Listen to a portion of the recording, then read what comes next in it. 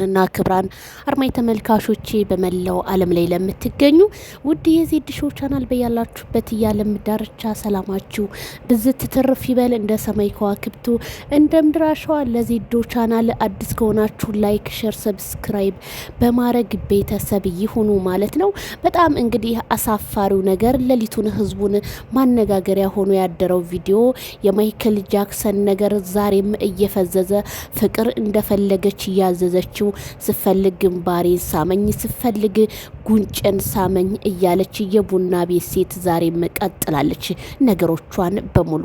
ታዲያ ማይክል ጃክሰን ከባለፈው 4 ቀን 5 ቀን በፊት ሆቴል በተያዘበት ቪዲዮ አደባባይ ላይ እለቅብሃለሁ ብላ አስፈራርታው አብርሃምም ታዲያ ፍቅር ያለችውን ነገር እየሰማ እየተንቀሳቀሰና እንዲሁም እሺ እንጂ ከሱ አፍ ሌላ ክፉ የማይወጣ እንዲሁም ሩታ ሀብቴ በታዛቢነት አይኖቿን እያቁለመለመች እያየች ነው።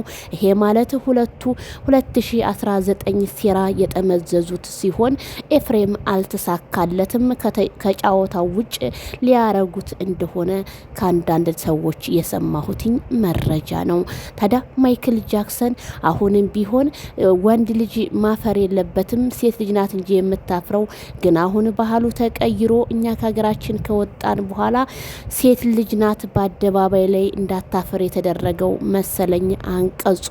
ስለዚህ ፍቅር አስፈራርታ የራቁት ቪዲዮ እለቅብሃለሁ ብላው እንደሆነና ኮሜንታተሮች አንዳንዶቹም ተረዱት፣ አንዳንዶቹም ደግሞ አብርሃም አይሆንሽም፣ አንዳንዶቹ ደግሞ አብርሃም ተይዞ እኮ ነው። በጣም ኢቲሲ ብዙ ነገር የሚሉት ነገር አለ። እንግዲህ የኮሜንት ግፍፊትም ቢሆንም ያዩትን ነው ሁሉም ሰው ትክክል ነው የምለው። እኔ በሚጽፈው ነገር አንጻር ሁሉ ትክክል ነው የምለው። ምክንያቱም አንድ ሰው ጥፋት ሲኖርበት ጥፋት አለበት ብለን ካላረም ነው ከጥፋቱ እንዴት አድርጎ ነው ያ ሰው የሚመለሰው ብዬ ነው የማምነው። ስለዚህ ማይክል ጃክሰን እንደኔ ሀሳብ አብርሃም ለመጣው ለሄደው እነዚህን 3 ሴቶች እንደዚህ እያሰለፍክ ጧት ማታ አንዷ እየመጣ ስትጫወት በአንዷ እየሄደች እንደዛ ሳይሆን ትዳር ማለት መከባበር፣ ትዳር ማለት ለአንድ ሴት ብቻ ልብህን አውጥተህ የምሰጣት ሲሆን፣ ስለዚህ ያቺ የትዳር አጋርህን ሴት ደግሞ በብዙ መንገዶች ገበያ ላይ ሳይሆን መውጣት ያለባት በቤቷ ውስጥ ሆና እንደ ሌላው ዩቲዩበር ብዙ ሰው ነገሮችን መስራት ትችላለች። ይሄ ግን ሁሉ ነገር ያንተ አደባባይ ላይ የወጣ ስለሆነ እንደምንም ብለህ ፍቅር የፈለገችውን ልቀቂ ብለህ አንተ ወደ ሄርሜላ ከረሜላ እንደገና ይቅርታ ብለህ ለምን አትመለስም? ግን ይቅርታ ሲደጋገም እኔ ትናንትና ወንድምየው ሚኪ ሲል ነበረ፣ ይቅርታ ሲደጋገም ሌላ ነገር ስለሚያመጣ ይሄ ነገር ከሄርሜላ ጋር የሚያቆይህ አይመስለኝም። ምክንያቱም እንዴ አንተ ሰው እኮ ነህ፣ ማንም እንደነዳ መነዳት የለብህም። አንተ እኮ በቃ አቋምህን ማሳየት ነው ያለብህ። አብርሃም ወላይ የተወደድከውን ያህል በጣም ህዝቡ በጣም እየሰለቸው ነው። ማርም ሲበዛ ይሰለቻል እንዴ። ከአንዴም 2 ከ2 3 4 5 በጣም ተደጋገመብን። እኔ እውነት ትናንት በጣም ነው ድብር ያለ፣ በጣም ነው ያስጠላኝ። ግንባሬን ሳም ግንባሩን ስም እንዴ ሁልጊዜ አብርሃም እንደዚህ ነው መባሉ ራሱ እኔ በእውነት እኔ እናንተን አላቅም። እኔ ግን እንዳንድ አድናቂ በጣም ነው የሚደብረኝ። እንዴት ይሰማል? በቃ እንዴት እኔ ለራሴ ሆኖብኝ ማየት የማልፈልገው ነገር በአብርሃም ላይ እንዲሆን አልፈልግም። እንዴ የአብርሃም ማንነት ጠዋት ማታ አብርሃም እንደዚህ ሆነ፣ በቲክቶክም እንደዚህ በሶሻል ሚዲያ ለምን ስምህንስ ለምን ቤተሰብንስ ስምን ለምን ታስጠራለህ? በቃ እውነት ይሄ ነው ማለት የሰው ልጅ ይዋደዳል፣ ይፋቀራል፣ ይለያያል። 4 ነጥብ። በእናንተ አልተጀመረም እንዴ? እኔ አሁን ፉአድ አሁን በቃ ተለያዩ ይሄው ከነ መፈጠሯም ረስቷት እሱ በአዲስ ነገር እየመጣ ነው። ስለዚህ አንተስ ብዙ አይዲያ ያሉ እንዴ በእንደዚህ አይነት በትዳር ዙሪያ እንዴት እንትን ትላለህ? በቃ አንተ ሄርሜላን ይዘህ እኮ ብትጓዝ ስንትና ስንት ሰው ተከታይ ታፈራለህ። ጠዋት ማታ አዲስ ነገር ባመጣ ቁጥር ግን ጠዋት ማታ አዲስ ሰው ግን እንደዚህ ይችን ፍቅርን አንጥሰህ እንደዚህ እንትን ስትል እኔ በጣም ነው እያስጠላኝ። ዜድ ኖርሽ ነው የምትለው። እኔ በጣም አስጠልቶኛል። በጣም ነው የሚያስጠላው። እንዴ የሚመጣው ትውልድ ምንድነው የሚማረው? ሩታ አልፈልግሽም የተባልሽ ሴትዮ እና ቤተሰብ የለሽ፣ ቤተሰብ የሚመክርሽ የለ፣ ጎረቤት የለሽ፣ ጎረቤት የሚመክርሽ የለ። ስለዚህ ሩታ በዋል ፈሰስ ብዬሻለሁ።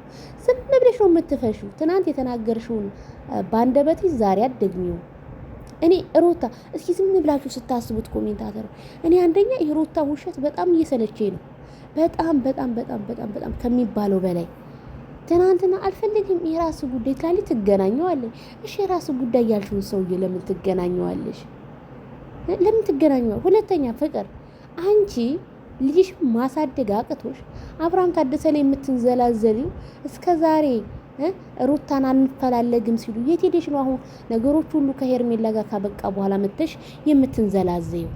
ሲጀመር ሄርሜላ እኮ በክብር ተጠይቃ እንጂ ሄርሜላ ወዳ ዘላ አፈቀርኩት አላለችም። መፈታት በእነሱ ነው እንዴ ተጀመረው እንዴ?